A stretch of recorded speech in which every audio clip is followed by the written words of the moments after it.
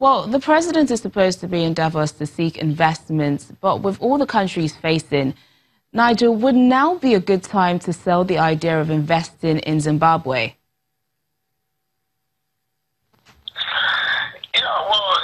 President Zimbabwe is deployed the finance minister, who I think will, if anything, not necessarily be warmly received in the World Economic Forum, given the obtaining situation in the country, which was there for the world to see, and then given the subsequent statement issued by the United Nations on the obtaining situation in the country.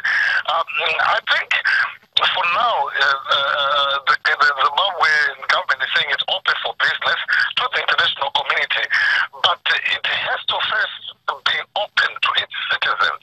It has to first to be open to its own local businesses. The country is not conducive at the present moment, to do business for the locals.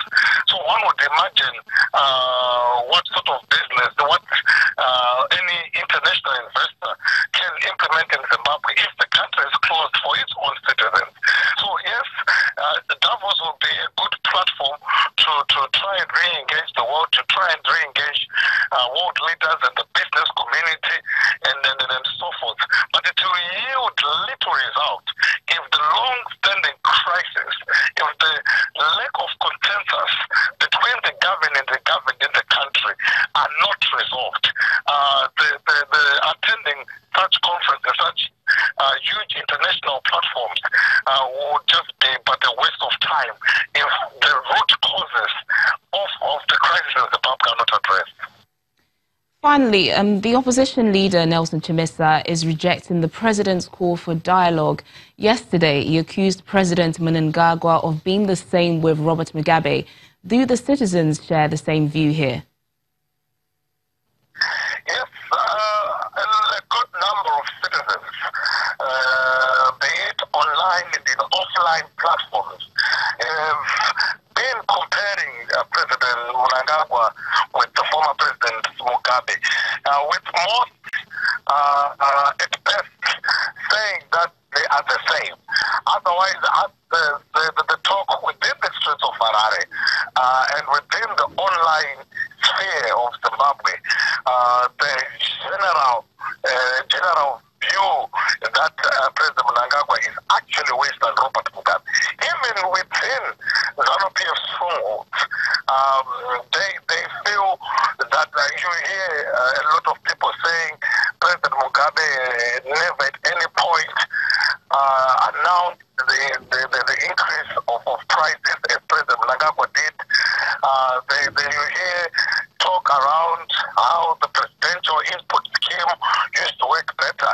That is in areas that are predominantly ZANU-PF, and where loyalty to the leader of the ruling party is sort of high. So yes, there is that comparison. Only 2 years, only a year and a half or so that President Mnangagwa has been in charge, which is really a dent on his legacy, because for a good number of Zimbabweans, no one really expected any leadership to be worse than that of Robert Mugabe. Zimbabwean journalist Nigel Yamatumbu, thank you for joining us on Network Africa and giving us more insight on that story. Meanwhile, South African President Cyril Ramaphosa has called for all sanctions against Zimbabwe to be lifted. President Ramaphosa says his government was in discussion with Harare about how best to help the country struggling with an economic crisis. He said Zimbabwe's situation was a challenge for the whole of Africa, and he planned to meet its president, Emmerson Mnangagwa, at a later date. On Monday, South Africa revealed that it turned down a request from Zimbabwe for an emergency loan of $1.2 billion in December, saying it did not have that kind of money to loan out. France has summoned Italy's ambassador after the Italian deputy prime minister accused the French of exploiting Africa and fueling migration. On Sunday, Luigi Di Maio called on the EU to impose sanctions on France for its policies in Africa. He said France had never stopped colonizing tens of African states. Italy's populist leadership has repeatedly clashed with France in recent months on issues such as migration, protests and culture. When France criticized Italy for not allowing rescue boats carrying migrants in the Mediterranean to dock, Italian officials responded by accusing France itself of refusing to accept migrants.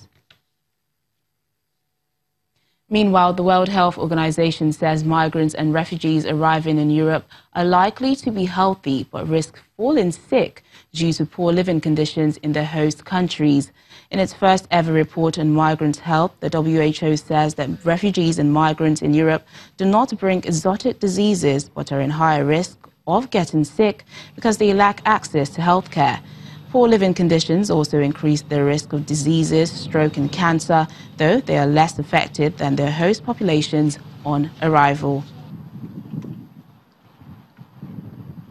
The refugees and migrants who come to Europe, they do not bring any exotic diseases with them, any exotic communicable diseases. The diseases that they might have, they are all well-established diseases in Europe. And also we have very good prevention and control programs for these diseases.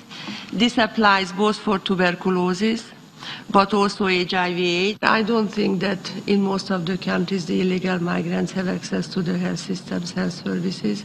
So that is an area where we have to do substantial additional work and conviction of the countries.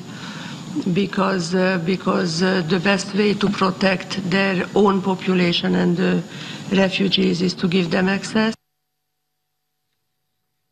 We have more on this after the break, but still to come on the program. Ethiopian Orthodox Christians commemorate the baptism of Jesus Christ. Please stay with us.